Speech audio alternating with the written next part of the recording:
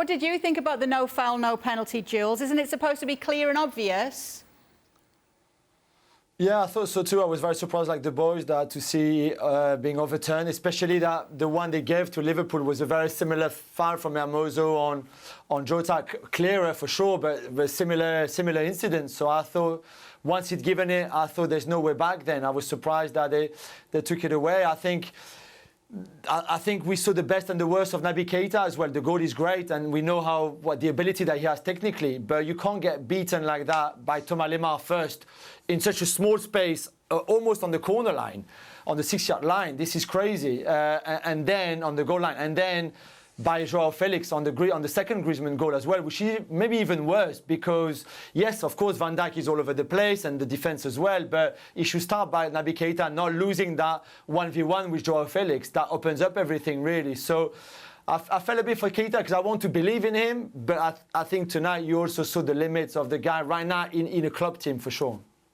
Yeah, obviously, let's stick with the Liverpool defence then, Nedum. And just going back to what Stevie was saying, it isn't often that you see Virgil van Dijk being criticised, but is it fair for him to be after tonight's performance? Yeah, I would say so. I think this is a long way away from his best, but I think the upside is the fact that he knows that he can play a lot better than this.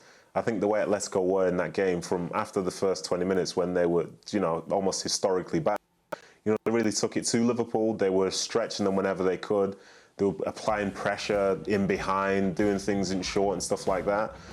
And it just put Liverpool under so much pressure, and the crowd was getting involved. And you could see in some ways that it was affecting them because maybe it was too good to be true the way that the game started. But yeah, for Van Dijk play and be sort of in the conversation as one of the best in the world, but he wasn't that today. But Liverpool also didn't look like one of the best sides. Liverpool didn't look like a side that's gone unbeaten in the last 21 games, so it's all part of the sort of, you could say he was poor, but the whole team was poor. And then in some ways they got lucky that they were able to walk out that stadium with the 3 points. But this is the journey towards competition. You don't need to play well all the time, but you need a result. So that was enough today, but they know they have to do better if they want to go further in the competition. There are lots of decisions in this game to talk about. When Antoine Griezmann pulled a goal back, should it have stood? I believe it should. Look, the old rule that if you didn't have the goalkeeper and another defender in front of you, you were offside. I preferred that rule. It was dead simple. It was dead straightforward. But now they changed the rule to say that if you're not interfering, then you're just taking out the picture. And in my opinion, Lemar wasn't interfering. Had Matip made an attempt to clear the ball, then I would have said, yes, he was interfering. But the fact that Matip never tried or never made an attempt to actually clear the shot from Griezmann, in my opinion, that makes Lemar, he's not valid. He's not in the picture at all. So let's talk about Griezmann a little bit then. Both of the goals to get them back in it, Atleti. Then he gets a red card as well. Let's talk a little bit about him, if you will, Jules, on his performance today and what we've seen from him so far this season with Atleti. I think this is a turning point. Without that, of course, the red card tarnishes the performance in a way, but up to that point, he had been fantastic. All the trouble that he caused Liverpool and the Liverpool defence, the 2 goals, I mean, the first one is a proper number 9 finish and number 9 goal, very alert in the box. The second one is brilliant. The first touch, even if Van Dijk, as we've said, is all over the place and the Liverpool defence, but still, the first touch, the finish is brilliant. And it was like that all the way. The red card is a bit unfortunate in the sense that he's not looking at Firmino at all. He's looking at the ball and then stretches his leg. Of course, it's a red card and it's dangerous. And I'm glad Firmino was not injured badly or anything. We remember, of course, the Mane and Ederson incident in the past.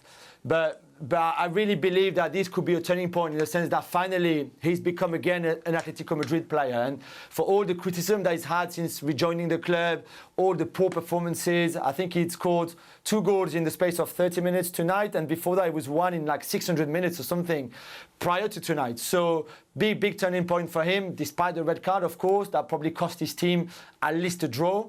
But I think he will focus more on the good things that he did, and there was a lot. One player who's doing very good things at the moment, Nedum, is Mo Salah. What did you make of his performance tonight and of late?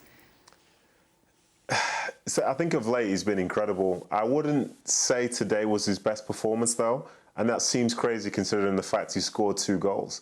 You know, the penalty was obviously very clutch. You know, it was a massive moment to be able to take that chance. You need people to be clinical in those moments. But, like, you look at, as I say, you look at these stats and the goals and stuff, he's on fire. He's literally on fire right now. And some of the goals he scored in the past few weeks in the Premier League, you know, we might not never see goals as good as that again. So he's doing very, very well. But today, I don't think today was his best day by any means.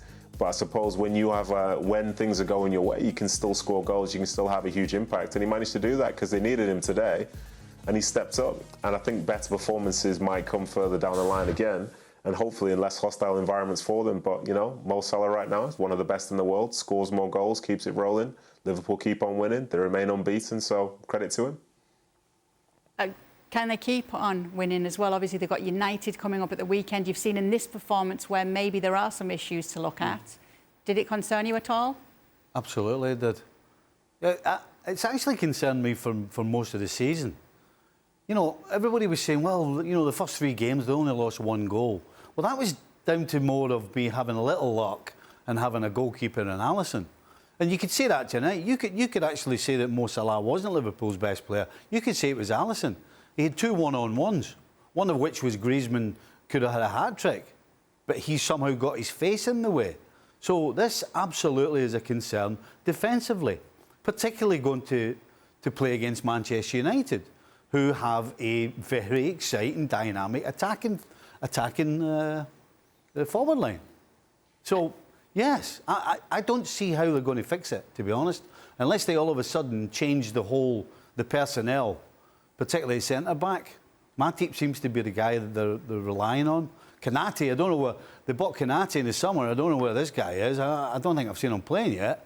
And Joe Gomez, as good as him and Van Dijk were, 18 months ago before his injury, they were fantastic. He doesn't seem to get a game either at centre-back. So I am worried defensively for Liverpool, yes. Oh, well, let's take a look at how Group B is shaping up after the third lot of games.